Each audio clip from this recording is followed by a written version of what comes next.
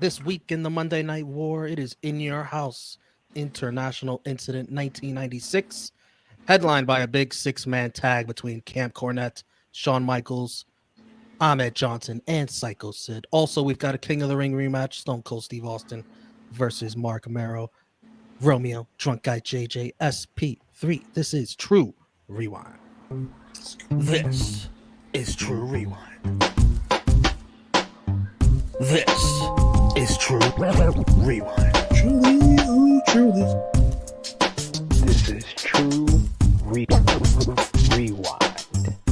This is Tru Rewind. This is Tru Rewind. This is Tru Rewind.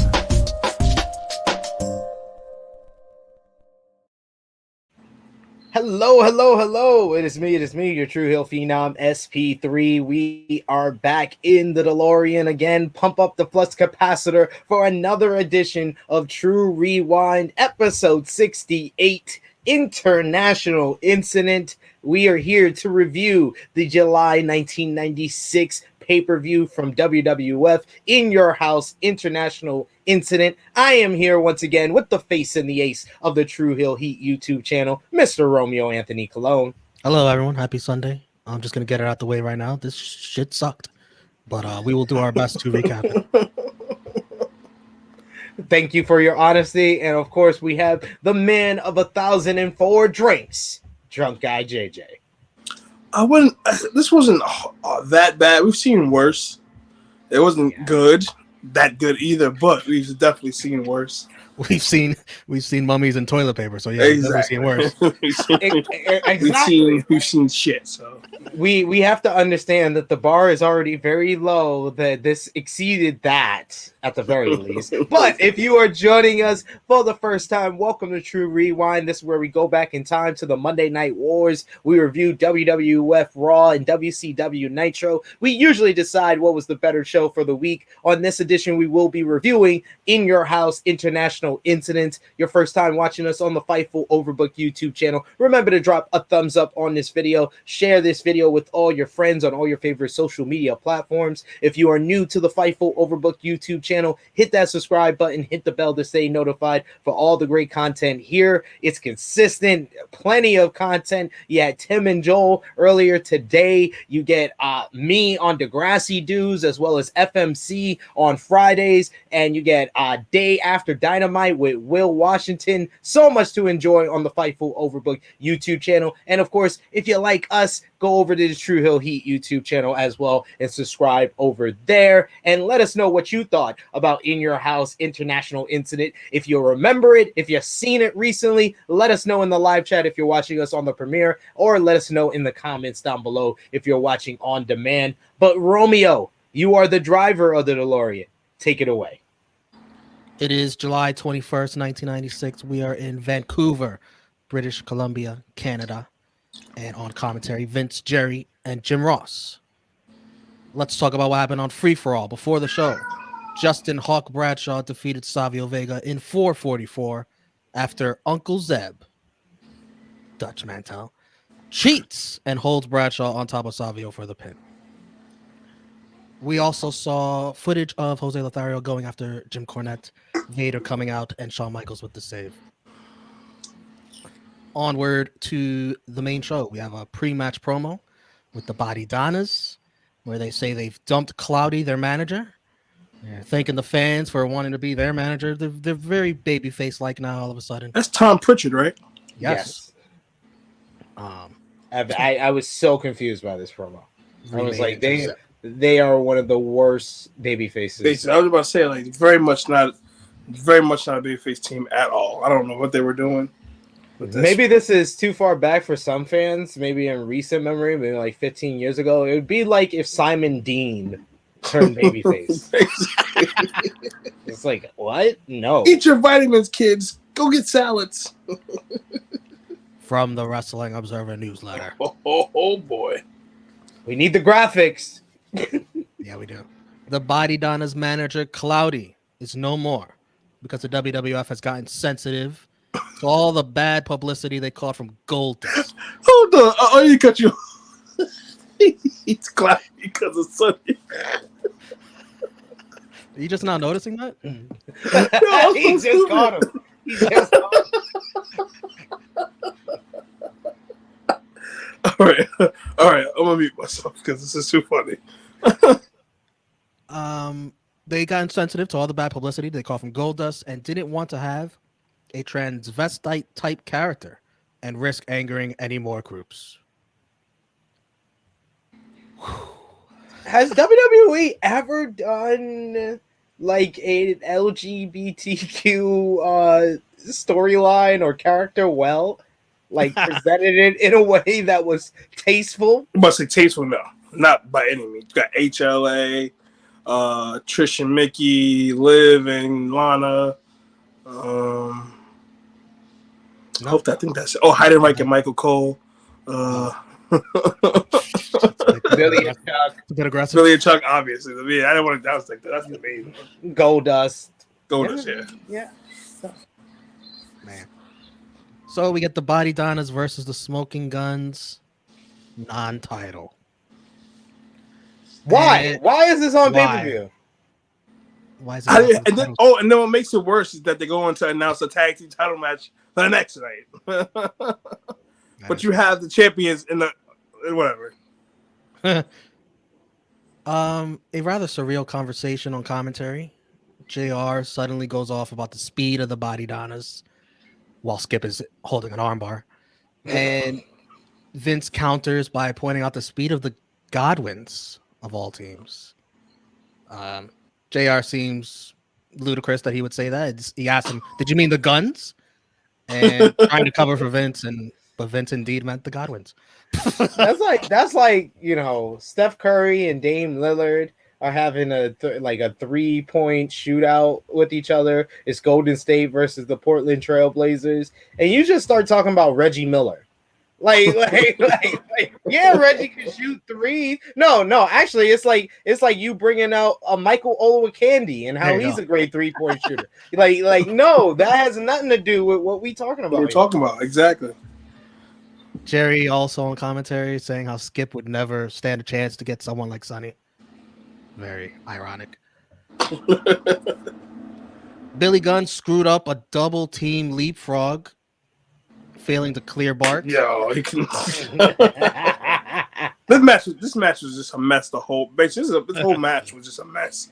Sloppy, and nothing timed good. It was just a mess. They're two pretty good teams too. It was surprising how bad this was. He then looked annoyed at Bart after, and the crowd sarcastically cheers him. Said, "Fuck it." Tell you what, though, Billy would have fit right in the 2022 dunk contest with that kind of leap. At least he didn't get another attempt. Or he should have had on Tim's instead of cowboy boots. There you go. The Guns go for the sidewinder, but Skip pops in with a missile drop kick, gets the pin 1306. I forgot it was non-title. I thought it was new champ, so I was like, oh, non-title. Sonny throws a tantrum after. She's playing with herself in this picture. Yes, it does. It actually does. I mean, now you're sick, Romeo. You're sick, buddy. We should also mention that Sonny just recently got arrested this weekend. So. I did this right after that. Exactly. He is putting up all Hall of Fame numbers for her eventual Dark Side of the Ring appearance. Oh, automatic. She's Kobe with 81 right now. She's like Kobe and never.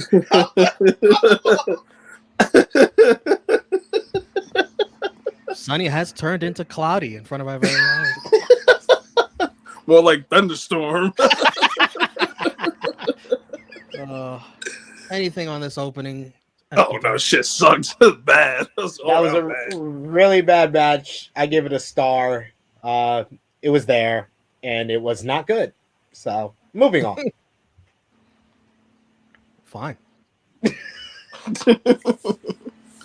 Man, there was a Cornette interview with Camp Cornette and Mr. Perfect, and look who's there. Diana's back. I would She think spit. Bulldog would want to keep her away from backstage after what happened last time. She gets the pay-per-view paychecks. The greatest actress in the history of the World Wrestling Federation. I'm pretty sure that Vader kissed Bulldog on the cheek during this interview, and Vader was going like nuts throughout this entire segment. He's Cornette, coked up. Cornette at the end tells Sycho Sid, if you think you're crazy, well, Vader got something for you. And by evidence of this interview, this seemed to be true. True. Indeed. Sad but true. Mankind versus Henry Godwin. Why couldn't we get a Mankind promo? True. Godwin is subbing in for an injured, in quotation marks, Jake Roberts. Did they spell injured in a way that it made it look like intoxicated? Yes. They spelled it D-R-U-N-K. G-U-Y. That allowed Jerry Lawler to unleash a Have a field day. During this match, the mats are pulled up on the outside. Mankind gets a neck breaker on the concrete, but then he also gets slammed on the concrete. And I'm like, why are we taking concrete bumps in a filler, meaningless substitute match? Because he's Mick Foley. Because he's Mick Foley, sir. Crazy bastard. Foley drops the slop drop. Blocks it. And Mandible Claw finishes him off at 6 minutes 52 seconds. And then the funniest part, where Mankind just randomly running to the back. yes. Yo, that was awesome. I started cracking the hell up. I was like, where is he going? What is he running after? It reminded me of on Dynamite when Brody King did that. During the House of Black beatdown on Pac and Penta. Brody King out of nowhere just runs up the ramp. You don't even see the security coming, and he just knocks them over. You know why he did that though, right? For Mankind, he did that to confuse the fans, because you know how he ended up coming back from under the ring later that night. So he ran. So when the lights went out, he ran back to stay under the ring until Look at the speed of this man. Yeah. Speed. People try to sleep on Mankind, Mick Foley. Come on. Anything else on that? I gave it a 1.5 stars. It wasn't much to this match. Most of my notes come from commentary and before the match. I had the dubbed over music for Henry Godwin. Oh my God! Awful. Awful. It's god awful. It was made worse by Henry and Hillbilly Jim dancing to it. But the thing is, it's playing, and all you hear is silence. You don't hear, what was Godwin's original? The music playing, no commentator, no nothing. But that was they didn't even care about the show. They was like, I just put some music over it. Did Godwin have an original theme with lyrics that was copyrighted? I don't know. I don't think it was lyrics. It's like a regular song. Yeah, but I guess they lost the rights to it or something. And also Jim Ross notes that Mankind has put the Mandible Claw on the Undertaker 4 times. So that was very specific. So I had to take note of that. I know Drunk Guy wants to talk about this segment with the superstar line backstage. What was said here? Do you remember? Oh, he's frozen. Great. As soon as you bring up Brian Pillman, he freezes and he's out. There he is. There he goes. What the fuck just happened? I don't know. He froze. That shit said, what the fuck? Oh, so you got the loading screen? Drunk Guy, you remember this segment? Brian Pillman is. Oh, yes, I do. My spirit animal, yes. What did he say here? What is he? You know what? I haven't watched this in a week. He said, they wanted to double team Sonny, yes. Oh. Vince had to go in there and apologize for his actions. That's still crazy. $1.49 a minute, and this is back in the day. $1.49 a minute to double team Sonny. Man, what a time!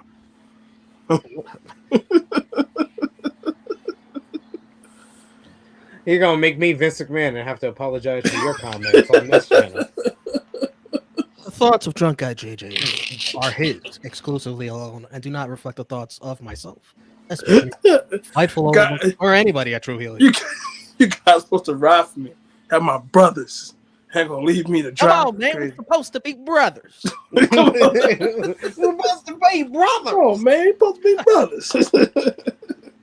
King of the Ring rematch time. Stone Cold Steve Austin versus Marc Mero.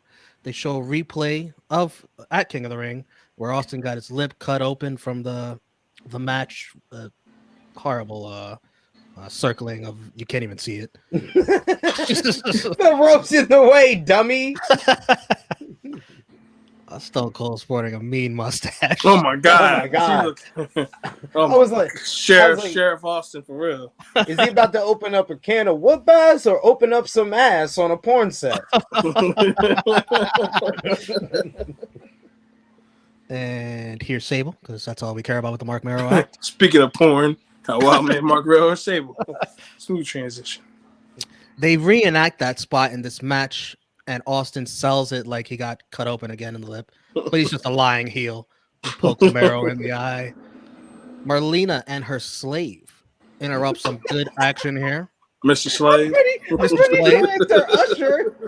It's an He usher. looks like a slave. He does some slave work. He looks like a slave. He's like, how you doing, Mr. Slade? The slave presents Jerry with an envelope. In my comments, huh? The nerve. The audacity. Mr. Slave. We never find out anything about this envelope at all during this show. Hopefully we'll get some answers on Raw. I honestly don't even care. Mero, It's like Roman with the spider. Fuck cares. right? Oh my god. Mero with a nice moonsault from the apron to the outside. Back in the ring, Mero counters a stunner by holding onto the ropes very nicely. Yes. But Austin eventually gets dirty, chop blocks the knee, and gets the stunner finally for the win. I tried to take a picture of the stunner and fucking flash bulbs. Fuck me. Fuck it all up. The cameras are stone cold. I enjoyed this match. What'd you think, Drunk Guy? Yeah, I enjoyed this match too. I guess they were going up the right path after this match, but no. Solid back and forth. Stone Cold, coming into his own at the time. Wild man Marc Mero still, being able to go in the ring.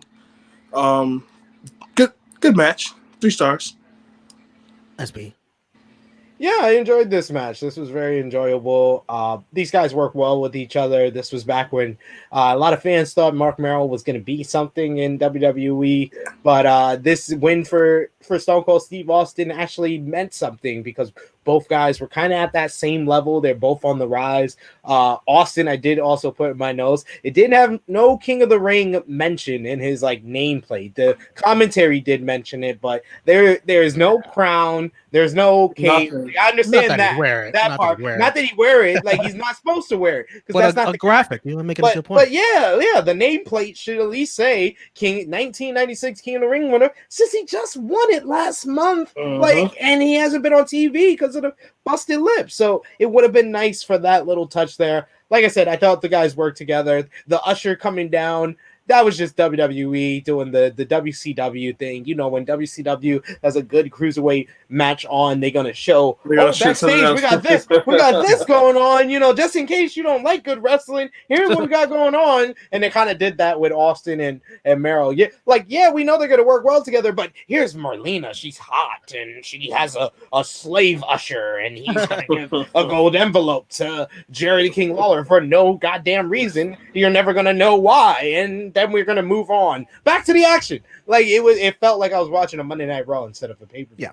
But all that saying, like I said, they worked well with each other, so I gave it 3 1/4. Yeah, please stop watching this good wrestling so we can sports entertain you. Absolutely. And at that time, that was their thing. Yeah. Their thing. Tomorrow night on Raw, the Smoking Guns versus Shawn and Ahmed for the tag titles. Damn. The You Smoking wish. Guns, who just lost to Skip and Zip, by the way. Exactly. They should be a formidable foes. For Goldust. the 2 top champions in the company. The Undertaker versus Goldust. Goldust does a ton of stalling at the beginning forever. Uses the ref as a shield. Should be an automatic DQ. I think he molested him a little bit here.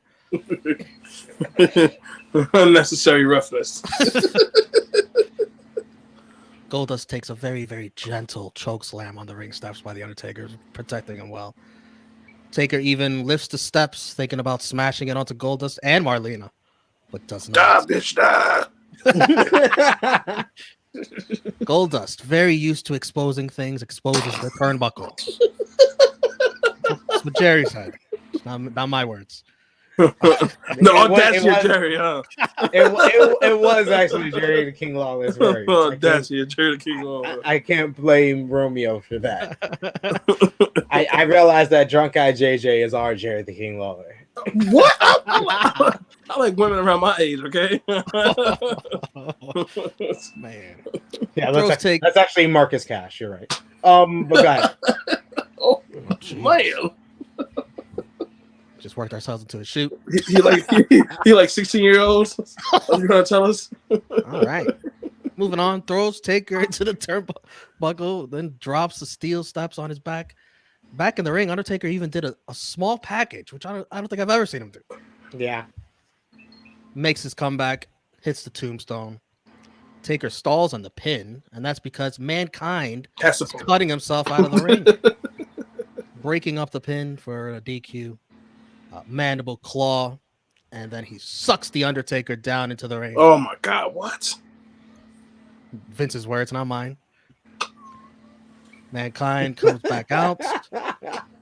You hear the Undertaker gongs, the lights flicker. Mankind investigates, and Taker does the same shit Mankind just did. He comes out of the ring. They brawl into the house on the set, and eventually into the boiler room. Here's a screenshot of them in the boiler room. Oh man, don't you have the audio? Fucking Mankind screaming like he's getting his manhood taken.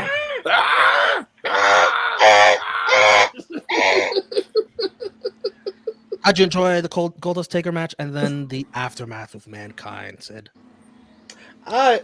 The Goldust Taker match. This was a Goldust Taker match. It never really seems to exceed 2 stars, and this one fell short of that marker. I gave it a star and 3/4. I thought they were okay, but yeah, it's like disappointing because this is like the second biggest match on the card, so you want a little bit more out of this one. It was more or less an angle to set up the semi-main event for SummerSlam, and I've been enjoying the Undertaker Mankind stuff. I'm all for it, but this felt like an angle that should have been saved for TV and not on a pay-per-view that people actually paid money to see this match. And also, I didn't like how, Mankind had the upper hand, and then Undertaker comes out of the ring too, and then he's good. I didn't like that.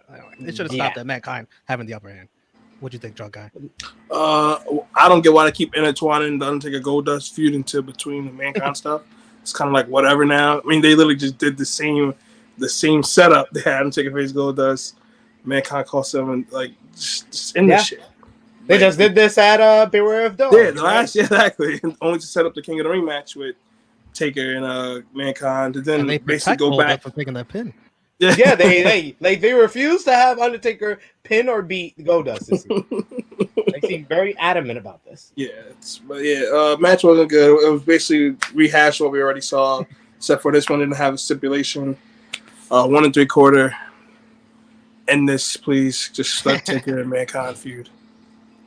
And I took care of this for you. I did my back end work for this next segment. Is this the SummerSlam promo? No, I'm talking about the interview segment. Well, they do a SummerSlam promo that incorporates the 1996 Olympics at the time. Yeah. Ahmed Johnson doing his best Bianca Belair, running through the hurdles instead of over them. Stone Cold throwing a shot put that lands on a guy that's running with the Olympic torch, setting him on fire. Shawn Michaels doing the high jump. And Vader with the gold medal. that was a shoot. And Goldust playing grab ass with Hunter. Another shoot. 2 straight true rewinds where someone is playing grab ass. Shawn and Goldust. I think it gets 2 different reactions, but Of course, the same two. Shocker, the 2 people that were named. So did you want to talk about the interview backstage with the 3 baby faces? I wanted to talk about it, and I have the quotes, ladies and gentlemen. I have, it's Ahmed Johnson, so I had to get what he had to say. But it was also Psycho Sid, and it seems like everyone, including my colleagues here, enjoyed my Psycho Sid soliloquy last week. So Only I right. decided, yeah, and then I couldn't leave Shawn out, so I was like, I have to write Shawn's promo as well because he had the most lines here. So here we go. First, Shawn. Well, first of all, I really like to thank you for referring to these three as gentlemen. My goodness, you talk about understatements. That is definitely an understatement. Look at these three musketeers. Now, Camp Cornette, I know that you wish that all you had on your hands was a little bit of sword fighting between us and you, but you mentioned it before, and now I'm gonna mention it again. You say it's gonna be a gang fight. Well, take a look at my gang. We come here to, I tell you once, I'll tell you again. You shouldn't bring a knife to a gunfight. Pew, pew. Ahmed Johnson and He loves Psycho that line. Sid gonna be backing up the Heartbreak Kid, and one way or another, we're gonna bring you three cats down. Ahmed Johnson. Get you someone that looks at you the way Doc Hendricks looks at Shawn Michaels. Absolutely. Ahmed Johnson. You know what, Mike? I ain't nothing to say, Doc. The talking is done now. It's time to talk it the way you walk it, Cornette. Who the hell is Mike? He was talking. He called Doc Hendricks by Michael PSA. Yeah, I caught it. I think The name I haven't heard in years. He called him Mike, and then really quickly he said, "I ain't got nothing to say, Doc." Then you got even Sid caught it. You can see by his face. Sid is like, It's like, "Oh shit." what are you talking about? He's like, "Who's Mike?" And then you had Sid being interviewed, and Sid said, "You see, what he's trying to say is this, my friends. The game we play tonight is real simple. You walk the aisle. 6 men enter. Only 3 men survive.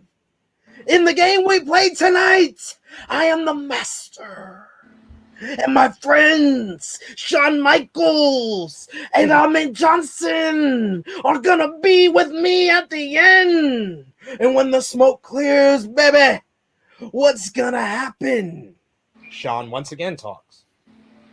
"I tell you what one person I wouldn't want to be is Jimmy Cornette. And 3 other people I wouldn't want to be Owen Hart, Bulldog, and Vader. What are you gonna do when Master Psycho Sid gets a hold of you and Ahmed Johnson beats you around? And boys, please beware of some sweet chin music because it's gonna go down. It's gonna be over." 3 awful promos. Patch those holes up in the ring. We got more wrestling. 6-man tag. Owen, Vader, Bulldog versus Ahmed, Sid, and Shawn. Even got a video package, which didn't shy. It didn't shy away from reminding us that remember, folks, remember, fans. Yes. Warrior let you down. Don't forget. Just don't forget, ladies and gentlemen, just in case it was out of your mind, you got Psycho Sid. No, just remember, Ultimate Warrior is a piece of shit, and you're not getting what you wanted. Also watch Sid's drunk driving again. Fans fall through the barrier for Shawn's entrance. Oh my god! Again. Oh my god! They were winning. They literally were trying to hop over the guardrail to touch this man. 1996 for you. Camp Cornette came out to Vader's music, so no hometown, home country pop for Owen Hart. Which in this match, like, they didn't even care that he's Canadian. Like, they treated him like a heel. I mean, Psycho Sid was the most over guy in this whole match. He got the loudest pop during his entrance, and anytime he was in the ring, these fans were going crazy. Fans were really invested in the entrances, gave this match a big fight feel, despite this match not being a big fight at all.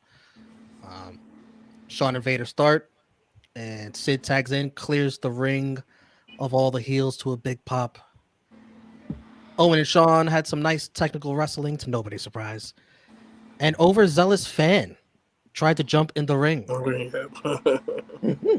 Let me take down this logo so you can see his crazed face even better. looks like Screech. Oh. I can see that. He quickly thinks better about getting in the ring once Ahmed and Bulldog come after. Look like they want to kill him. Try to bum rush him. He would have been dead. Vader with a very, very horrible submission on Shawn that Shawn's supposed to be selling, but even he gets caught up and wants to take a look at the fan. he's like, put it at an angle where I can see it, where I can see what's going on. Earl Hebner did an awful job in this match, not seeing jack shit. Doesn't see Owen hit Shawn with a cast. Doesn't see Shawn getting illegally choked. Misses a hot tag. Sid finally tags in and it's Chokeslam City, chokeslamming everyone. Chokeslam City. Shawn clobbers Vader with Cornette's tennis racket. Vader kicks out.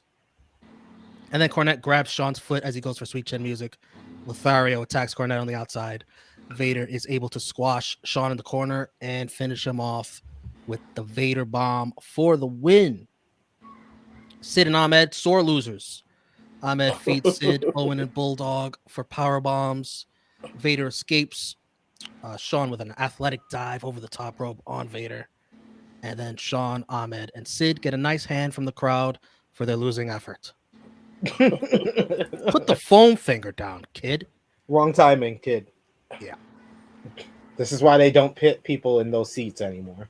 Yeah, for real. Because of that foam finger, kid. I thought this was a really fun 6-man tag match. Like, these guys work together. You got a little bit of the technical wrestling with Shawn and Owen. You got a little bit of the brutes with Ahmed and Bulldog. You had the big man going at it, big men slapping meat with Sid and Vader. Like I said, Sid was over like Rover. Shawn was kind of like the workhorse, working with pretty much everybody on Camp Cornette. And then the finish protected Shawn, but at the same time, it's Vader getting a pinfall victory over the WWF champion. This was something that was very rare in these times. It's not like nowadays where we all get upset if a champion loses in a tag team match or a non-title situation. This was something so rare that it was like a big surprise, and it set Vader up nicely to be the #1 contender. The match overall, I gave 3.5 stars. It was a really nice close to the show. Okay.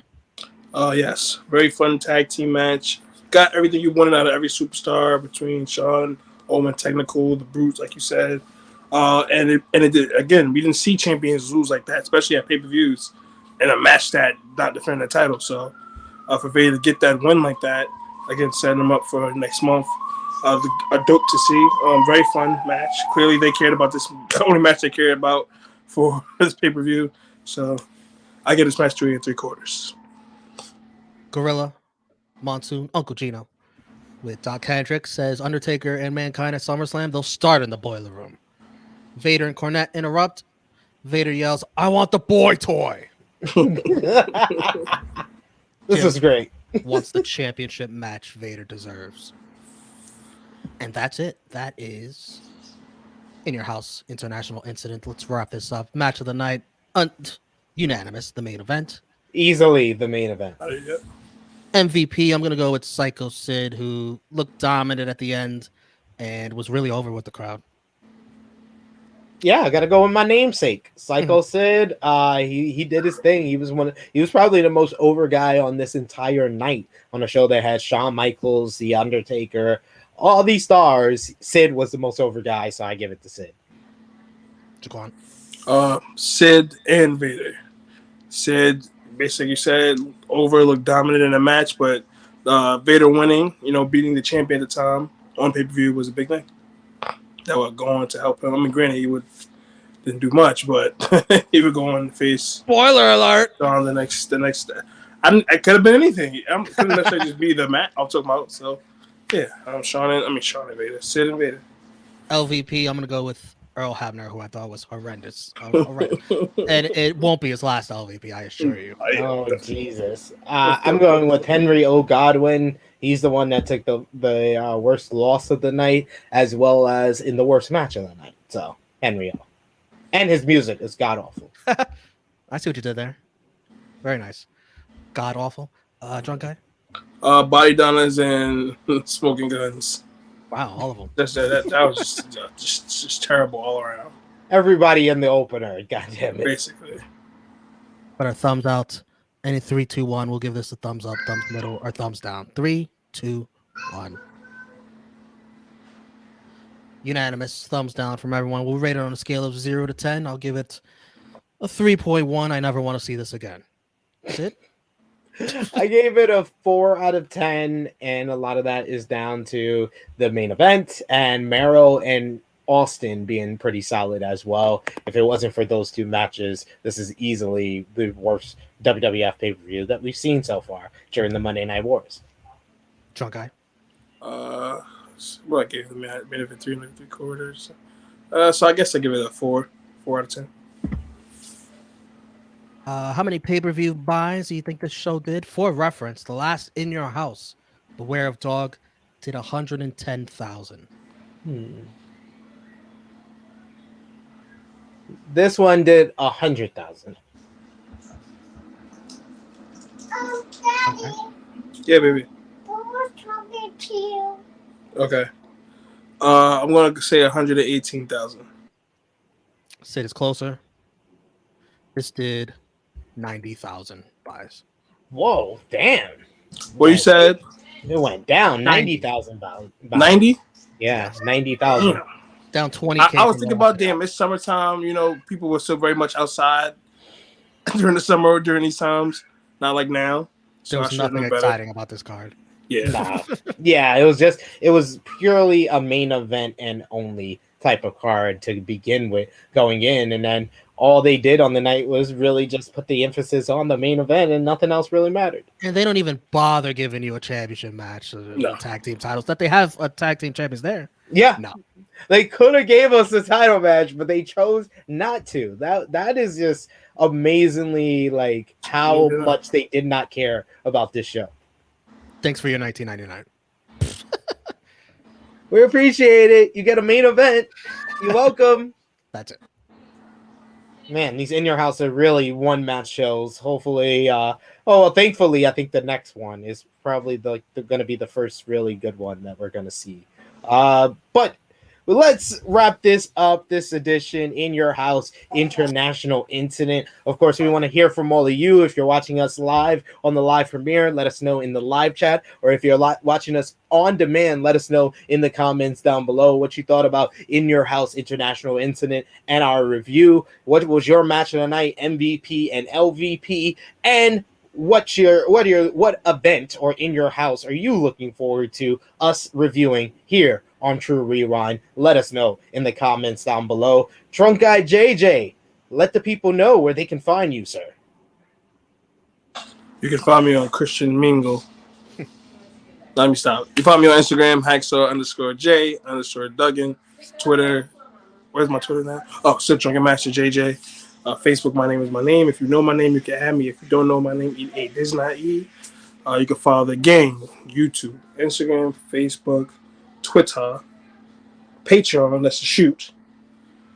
X videos, Pornhub, Christian Mingle, Live Harmony, eHarmony, Backpage, if that's still a thing. We're all over. So we do. No, we're not over half of those places, but thank you, Drunk Guy, as always, bringing the laughs. And Romeo, let the people know where they can find you, sir. Tru Heel Romeo on Twitter and Instagram. Over on the Tru Heel Heat YouTube channel, we cover Raw on Mondays, Rated Raw Superstars. Yes, Rated Raw Superstars tomorrow. Sorry. How can I forget? That's all right. Oops. NX3, we cover NXT on Tuesdays. Watch-alongs on Wednesdays and on the weekends. Fridays, SmackDown reviews over on the Daily Slam YouTube channel.